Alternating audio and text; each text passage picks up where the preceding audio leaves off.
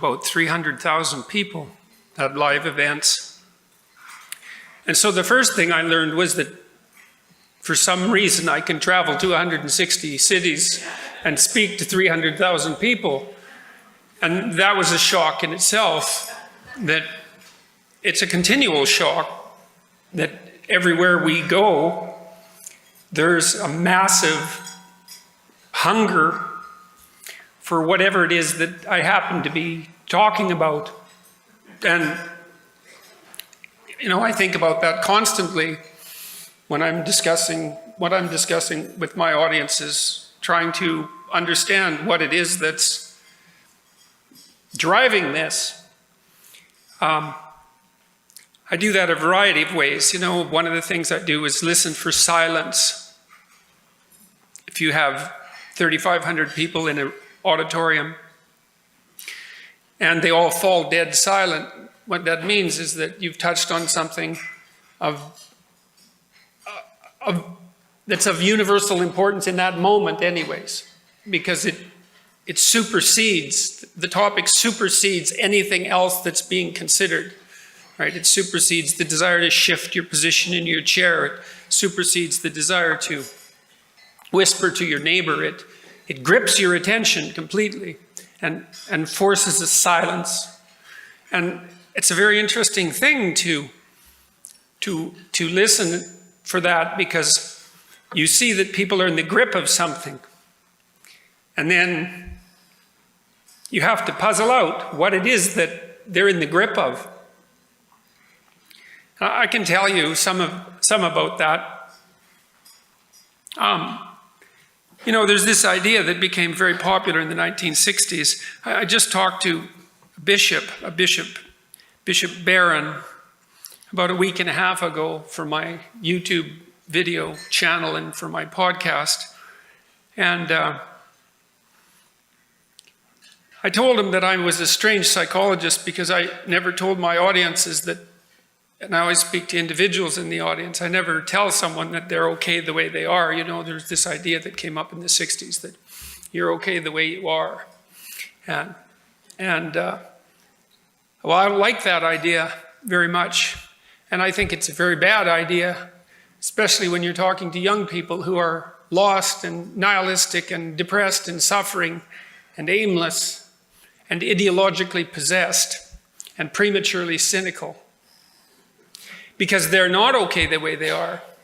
And if you tell them that they are, then they think, well, this is it, that's life. It's like I've hit the pinnacle at 18. I don't know anything about the world. I haven't contributed anything to it. But there's no up because I'm okay the way they are, the way I am. It's like, you're not okay the way you are, especially if you're 18. You've got 60 years to put yourself together, and you better be better at the end of that than you were at the beginning, or something has gone seriously wrong. And so it's not an optimistic thing to tell people that they're okay the way they are. It's a pessimistic thing, because what you do is denigrate what they could be for what they are. And I know that is a terrible idea, technically speaking, from a psychological perspective, because it's who you could be that imbues your life with meaning. It's not the only thing. You have your friends and your family, but they expect something from you too, They expect the best from you. They expect a certain amount of improvement, especially if you have children. But even if you are a child, you might expect some improvement from your parents as well. But that's what you hope for, is you hope that the person can manifest what's best in them. And if they don't do that, then you're disappointed in them, just like you would be inexorably or are inexorably disappointed in yourself if you don't manifest what's best in you. And I think that that's very interesting moral law. I talk a lot to my audiences about what I believe to be incontrovertible facts. And I think that the fundamental incontrovertible fact is that life is suffering. And I think that that's why that's a primary axiom of religious belief, in some sense almost regardless of the faith, that life is suffering. And everyone knows that, although they don't necessarily like to admit it or to talk about it. I mean, you don't have to scrape beneath the surface very far in someone's life to find a tragedy lurking if the person that you're speaking with doesn't have something pretty awful happening to them right at the moment, economically or socially or within their family or physically or mentally. The probability that someone they love has a problem of that sort is extraordinarily high. And if you happen to be among the fortunate minority for whom that isn't true, well, all you have to do is wait, and it will be true soon enough, and sooner than you think, and worse than you imagine.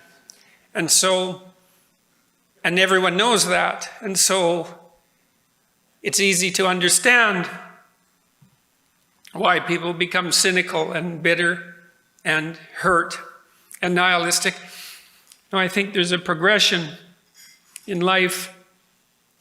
You know, if you're naive, you think that life will be easy and that people are basically good, and then you have some experiences if you're not sheltered too much, and that gets taken away from you because you betray yourself or other people betray you, or you encounter a tragedy, and then your naivety is shattered, and the most likely place that you'll go from there is into something approximating cynicism, because you don't know the alternative, and your initial faith, which was not faith but naivety, is shattered by the terrible reality of what you encounter. And then as a cynical person, you're more wise than you are as a naive person. And that's a strange thing, because you're worse in some sense than you were. You know, you're not as optimistic, and you're not as filled with hope, and your life is more difficult. And you're probably harder on other people and with more of a tendency towards cruelty. And none of that seems positive, but there's a wisdom in cynicism that the naive lack. But the problem is there that cynicism is not a useful antidote to, let's say, tragedy and malevolence, because there are places that you go past cynicism as you approach wisdom, and it's wisdom that you need in order to fabricate yourself this sort of vessel that will keep you afloat during stormy times. And so I talk to my audiences about wisdom,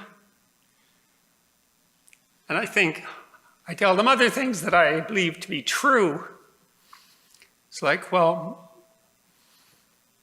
life is difficult, and it's tainted by malevolence, and it's cast in tragedy, and you need something to offset that, because otherwise it embitters you. And if you're embittered, then you become vengeful and cruel, inevitably. And then you make everything that's made you worse in turn. And there's no bottom to that, you know, as anyone who's even a moderate student of history soon comes to understand.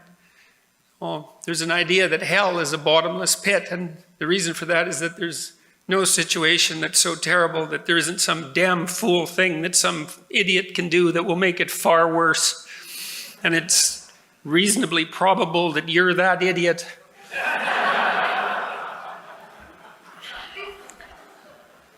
And so the question is, what might constitute an alternative to that? And if there is an alternative, and you know, I learned long while back, reading religious mythology mostly, that there is a difference between thinking and paying attention, and of the two, paying attention is much more important. It's not the same thing as thinking. Like, when you pay attention, you're looking for what you don't know. Like, you kind of detach yourself, and you watch, and you listen, and you see if things are the way you think they are, and you hope they are, because life is easier if things are the way you think they are. But if you find out that they're not, and you're paying attention, then you can weave, and you can bob, and you can adapt, and you can learn. And so you have to learn to pay attention.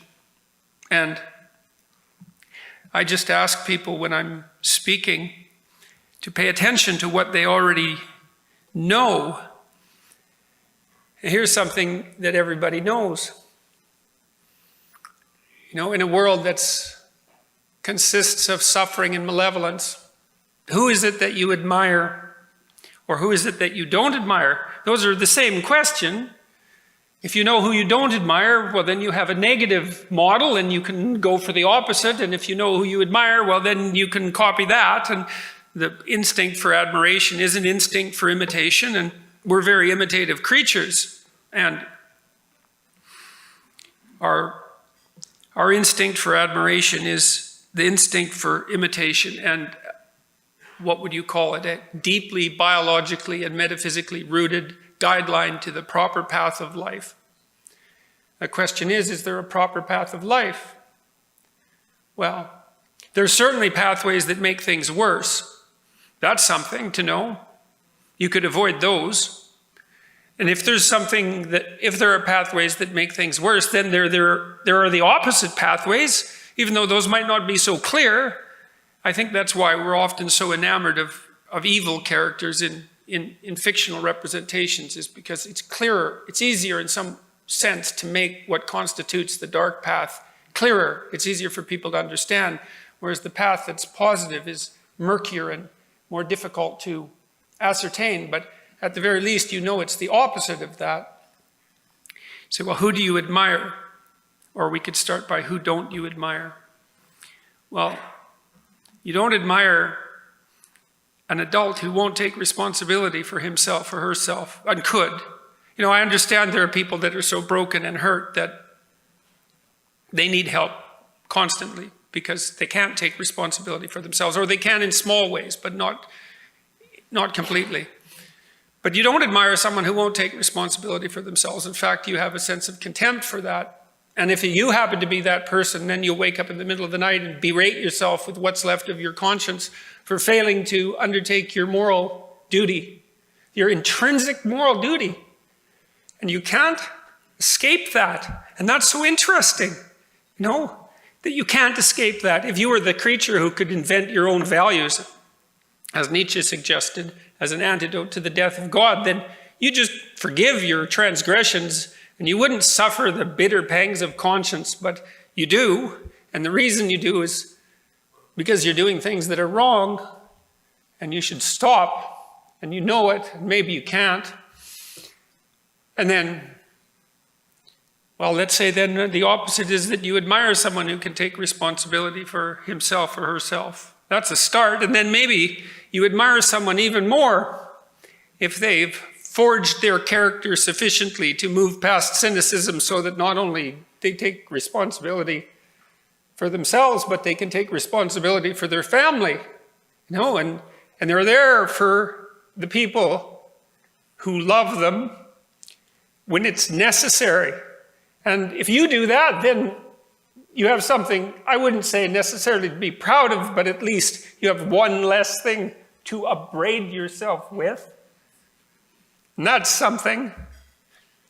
And then you can move past that and you can say, well, maybe if you put yourself together enough, carefully enough, spoke the truth enough, were courageous enough, in spite of the reasons you have not to be, that you could also be someone of benefit to yourself and your family and your community, and you partake in structuring things in a harmonious manner by living in that way.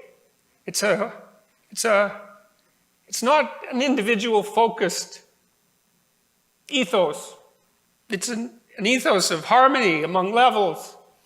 You should do what's good for you, but it has to be what's good for your family at the same time, and it has to be what's good for you and your family and your community at the same time. And that works musically, you know, it makes all the levels work in harmony. And you can tell when that's happening.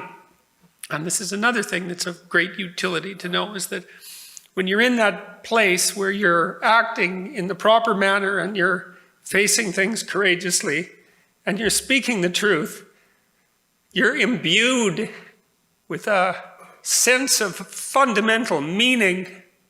And that meaning is the antidote to the catastrophe of life. And it's the antidote psychologically, because you have to have that meaning, because otherwise your life is too dark and too dreadful, and it will corrupt you. So it's the antidote psychologically, but it's also the antidote practically, because we're not nothing, us human beings. You know, they say that we're made in the image of God, and it's hard to say what that means, but it means, at least in part, to participate in the process of bringing the good into being. And we can all do that, and the opposite. And if we accept our responsibility to ourselves and to other people and to our communities, and we lift that load up, then we live lives that are meaningful, and that stops us from being corrupt. It provides us with a medication against catastrophe, and it also practically improves the world. That's the other thing. It's not just psychological. You can make things worse. Everyone knows that. And no doubt you have in many ways. But you can make things better. And they actually get better. And there's a reason for hope. And there's something to be said to know that you're the sort of creature that can look mortality and catastrophe and malevolence straight in the eye, so to speak, and nonetheless stand up and do what's right, and that all there is in that is good. And that's what I've been telling people. Thank you very much.